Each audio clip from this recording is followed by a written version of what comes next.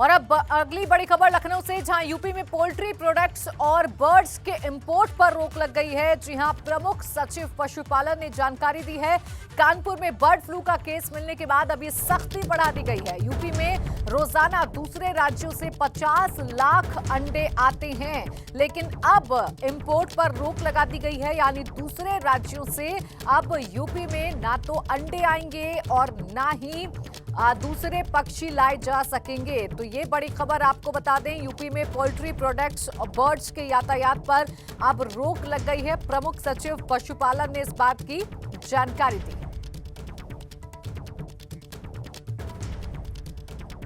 और हमारे साथ हमारे संवाददाता शैलेश अरोड़ा जुड़ गए हैं इस खबर पर ज्यादा जानकारी के साथ। शैलेश, कानपुर में केस मिला जिसके बाद अब अलर्टनेस और भी ज्यादा बढ़ गई है, और जो जानकारी मिल रही है उसके मुताबिक अब दूसरे राज्यों से इंपोर्ट नहीं होंगे पोल्ट्री जो प्रोडक्ट्स हैं और बर्ड्स। बिल्कुल निश्चित रूप से प्राची, इससे पहले कुछ राज्यों से जो बॉर्डर लगे थे वहां से खाली रोक लगाई गई थी, जैसे पंजाब, राजस्थान, हरियाणा, इन सब जगह से खाली रोक लगाई गई थी। लेकिन अब जबकि कानपुर में भी केस मिल गया है, क्योंकि इससे पहले यूपी में कोई केस डिटेक्ट नहीं हुआ था, कानपुर में केस मिलने के बाद सख्ती और बढ़ा दी गई है। और किसी भी राज्य से फिलहाल जो पोल्ट्री प्रोडक्ट्स हैं, अंडे, जो जिंदा बर्ड्स हैं, लिविंग बर्ड्स हैं, मुर्गे हैं, उनके आयात पर पूरी तरह रोक लगा दी गई है फिलहाल अगले आदेशों तक। और इसके लिए जो प्रमुख सचिव पशुपालन है भुवनेश कुमार, उन्होंने जानकारी दी। हालांकि इसका आदेश जो है वो आज रात तक या कल सुबह तक सभी जिलाधिकारियों को जारी कर दिया जाएगा। और इसके साथ ही जो अगर हम बात करें यहाँ पर जो इम्पोर्ट होता है कुल उसकी, तो उत्तर प्रदेश में अन्य राज्यों से रोजाना लगभग 50 लाख अंडे आयात किए जाते हैं। रोज की जो खपत है उत्तर प्रदेश की, करीब 86 लाख अंडों का उत्पादन उत्तर प्रदेश में होता है और लगभग 50 लाख आयात किए जाते हैं रोजाना। तो फिलहाल इस पर रोक लगा दी गई है। इसके अलावा इन अंडों के अलावा बड़ी संख्या में पोल्ट्री में अगर बात करें तो जो मुर्गे हैं उनकी भी सप्लाई होती है दूसरे राज्यों से, जो लिविंग बर्ड्स है वो आती है, तो इन सभी पर रोक लगा दी गई है। दूसरी तरफ निर्देश जारी कर दिए गए हैं कि कानपुर की अगर हम बात करें, जो कानपुर जू में सामने आया मामला, उसके बाद 1 किलोमीटर के दायरे में वहां पर जितने भी मुर्गे थे या बर्ड थे उनके किलिंग के लिए बोल दिया गया। वो काम भी शुरू हो चुका। उसके बाद उनके किलिंग के बाद उनको डिसइंफेक्ट करने के बाद उनको जमीन में गाड़ा जाएगा गहराई में, ताकि वो इन्फेक्शन कहीं ना फैले। फिलहाल वहां पर लोगों के आने जाने पर भी 1 किलोमीटर के दायरे में पाबंदी लगा दी गई है, उसको इन्फेक्टेड एरिया घोषित कर दिया गया है। इसके साथ में लखनऊ जू की अगर बात करें तो लखनऊ जू में फिलहाल जो जानवरों को मुर्गे की खुराक दी जाती थी खाने में, वो बंद कर दी गई है। जो अंडे दिए जाते हैं जैसे भालू या कई जानवरों को, उसके लिए नियम लाया गया है कि कम से कम 20 मिनट तक उबाल कर दिया जाएगा। जो बाकी जानवरों को खाना दिया जाता है उसके लिए भी उसे डिसइंफेक्ट किया जाएगा। पहले देखिए, कानपुर में पहला मामला सामने आने के बाद अब सरकार और भी ज्यादा सतर्क हो गई है और एहतियातन अब कदम उठाए जा रहे हैं। शुक्रिया आपका शैलेश तमाम जानकारी के लिए। तो उत्तर प्रदेश में कानपुर जू में बर्ड फ्लू का पहला मामला सामने आया है। ऐसे में अब लखनऊ चिड़ियाघर में पूरा एहतियात बरता जा रहा है। राजधानी के नवाब वाजिद अली शाह जू में पक्षी गृह को फिलहाल 2 हफ्ते के लिए बंद कर दिया गया है और यहां दवा का छिड़काव किया जा रहा है। साथ ही पक्षियों को ऑब्जर्वेशन में रखा गया है।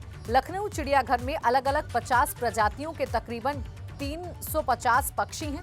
इसके अलावा यहां मांसाहारी जानवरों को चिकन और अंडे देना भी बंद कर दिया गया है।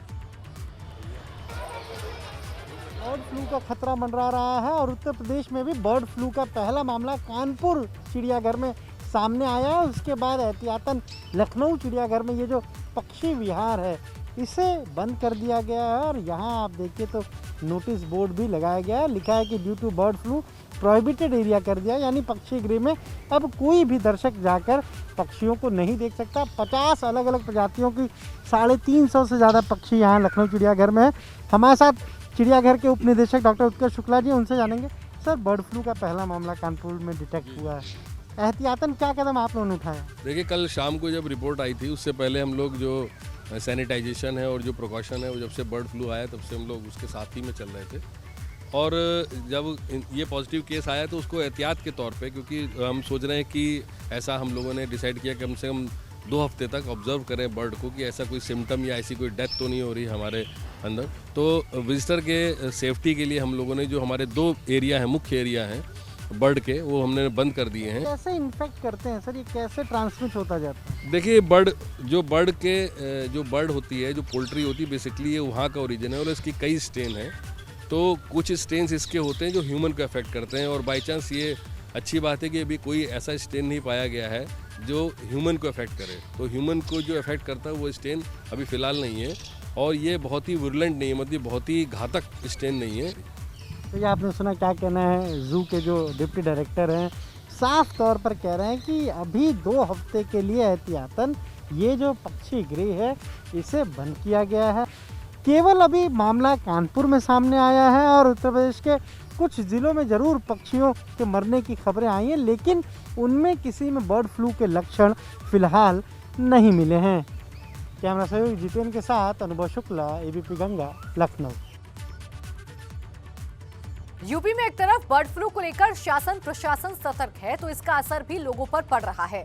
गाजीपुर की मंडी बंद कर दी गई है, तो पार्क भी बंद किए जा रहे हैं। लगातार सतर्कता बढ़ती जा रही है। तो यूपी में बर्ड फ्लू की दस्तक से अब दहशत फैल गई है। देखिए, एहतियातन यूपी सरकार की तरफ से कदम उठाए जा रहे हैं, लेकिन इसका असर जो है वो अब मीट मार्केट में भी नजर कहीं ना कहीं आ रहा है।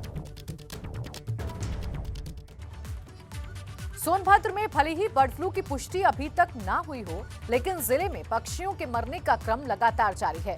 चौपन थाना क्षेत्र के गुरमुरा प्राथमिक स्वास्थ्य केंद्र पर कबूतर मरे हुए मिले, जिसके बाद हड़कंप मच गया।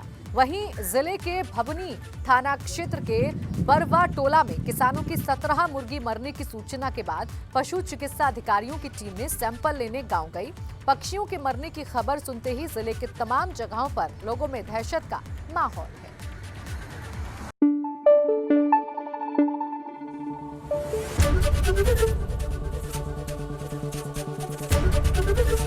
एबीपी गंगा, खबर आपकी, जुबान आपकी।